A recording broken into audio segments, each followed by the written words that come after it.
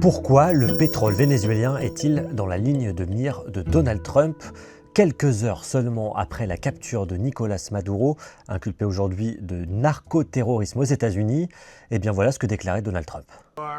Very large United States oil companies, the biggest anywhere in the world, go in, spend billions of dollars, fix the badly broken infrastructure, the oil infrastructure, and start making money for the country. Je vous explique maintenant les trois raisons majeures qui font l'appétit des Américains pour le pétrole vénézuélien.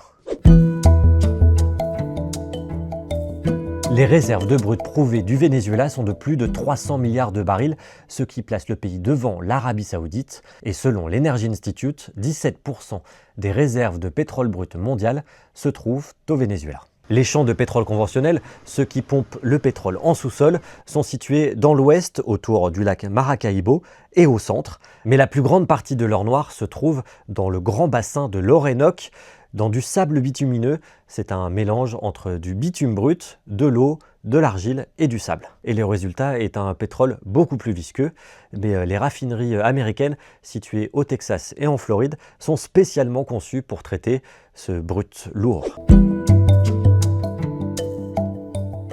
Au XXe siècle, le Venezuela s'est transformé grâce aux revenus du pétrole. Une industrie dont l'essor s'est appuyé sur des compagnies pétrolières américaines. Dans les années 30, le Venezuela est même parmi les 3 premiers producteurs mondiaux de pétrole, une production qui va lentement décliner. Dans les années 1970, des premières nationalisations sont décidées avec la création d'une compagnie pétrolière vénézuélienne.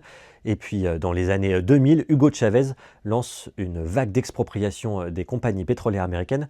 Mais l'une d'entre elles, Chevron, ne va jamais quitter le Venezuela, même après les sanctions décidées en 2019.